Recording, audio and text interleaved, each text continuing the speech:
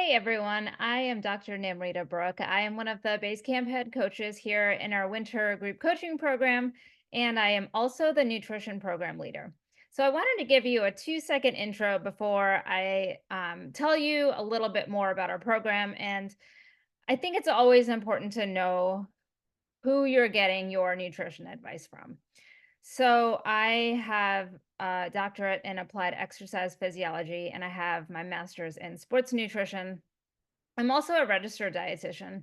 So my research for my PhD was basically how nutrition, exercise, and the brain are all integrated.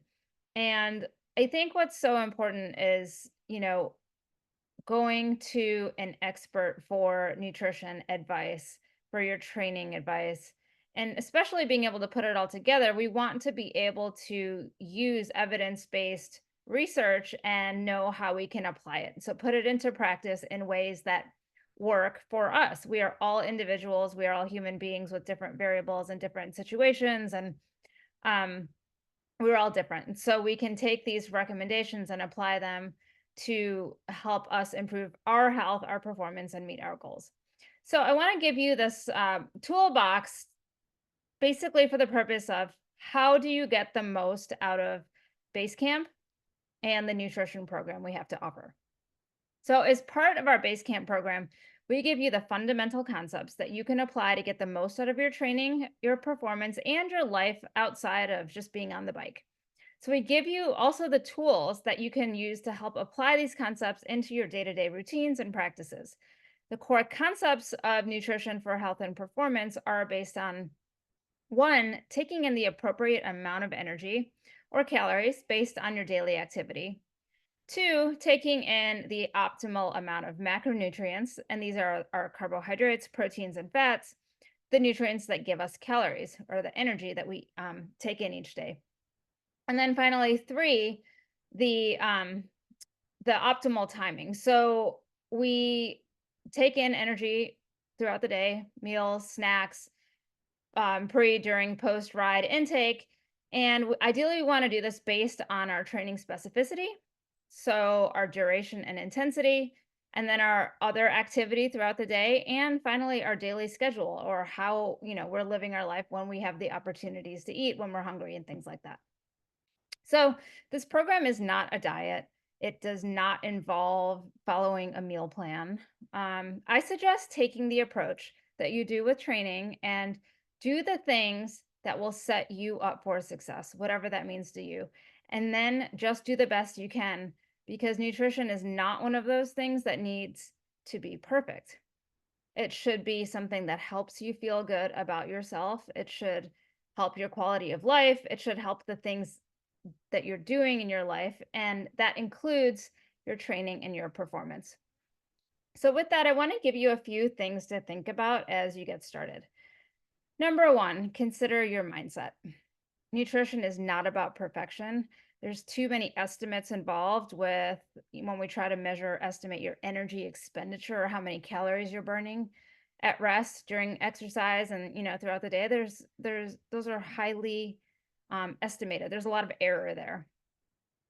There's also a lot of error or estimation going on when we're measuring our intake or trying to quantify the calories or the grams or the amounts that we are taking in our food and drink. So instead of over focusing on calories or grams, try to pay attention to how your consumption or your intake, um, so your food and drink choices, the quantities of those, and the timing. Pay attention to how that makes you feel. So the satiety or how satisfied you are, the fullness, how energetic you're feeling, how your workout energy is, and your RPE or your rating of perceived effort during your workouts, how you're feeling during your workouts and throughout the day, how you're recovering from your workouts, how you're sleeping, and then finally your general mood throughout the day. Those are all things that are important to consider. And then continue eating the foods that support those positive feelings and outcomes, but limit the ones that don't. So that was number one, considering your mindset. Number two, have a plan. So just as you schedule when you do your workouts, also do your food shopping ahead of time so you have good food choices available, and you don't default to either not eating or you default to convenience eating or eating just things that are around. They may not be the best choices for what you need at that time. Maybe it's not even what you really feel like eating, but you're just eating them because they're there. So don't put yourself in that situation. The other thing is, sometimes I hear, people have office snacks around or like chocolate and candy and stuff around the office or sweets or desserts, whatever. Have a plan to how you will address the presence of those things. So it all comes down to knowing what you're getting yourself into and having a plan to address that. Plan your regular meals. So even if you're just planning what foods you're going to have available for different types of training days. So let's say you're riding in the morning, and so you're going to eat something that's like oatmeal based. Um, or maybe you're not riding in the morning and you're going to eat something that's more protein and fat based. So maybe it's a yogurt bowl instead of oatmeal. So yogurt and fruit or eggs and fruit. So then you can sort of let your specific hunger and how you're feeling at the time or the workout that's coming up, um, or your day that's coming up, fine tune the portion sizes of those different foods that you've chosen. Plan your during ride intake and your intake around your ride using the Hexus targets. So use Hexus, get familiar with it. The targets are really good and really meant for you. They're pretty individualized for how you're setting your profile, your attributes, and then, of course, taking into account the Training Peaks workouts that it's importing in and giving you your daily targets that way. Um, they're based on your overall training load and your personal goals and attributes, as well as specifically for that workout, the duration and intensity. If you're using Hexus, I would also watch your live energy balance. So there's a really cool graph in there that's going to show you what your energy balance is throughout the day, and it'll adjust based on when you are eating, when you're logging your meals, and tracking your intake. So try to avoid big within day energy deficits. And so I would say that's more than like 300 to 400 calories. Try to avoid that. And Hexus makes it really easy for you to visualize that, and hopefully you can put into practice like, okay, here's where my energy deficit is and this is how it's correlating to how I feel. I don't feel good. I feel tired. I feel hungry. I feel irritable. I don't feel like riding.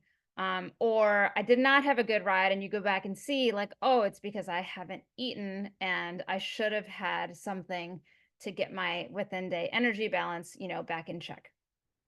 Number 3, trust your intuition.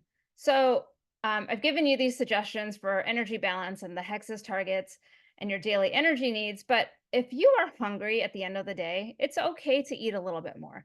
Doing so might help you avoid overeating later. If you feel like you need more carbohydrates per hour during a ride, another example, then use them. It might help you improve your workout and give you a head start on your recovery.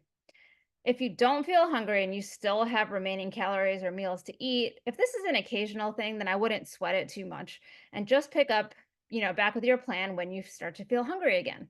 But if this is happening daily or your energy needs, if it's happening daily or often, more often than not, then your daily energy needs might be off or something else needs to be investigated.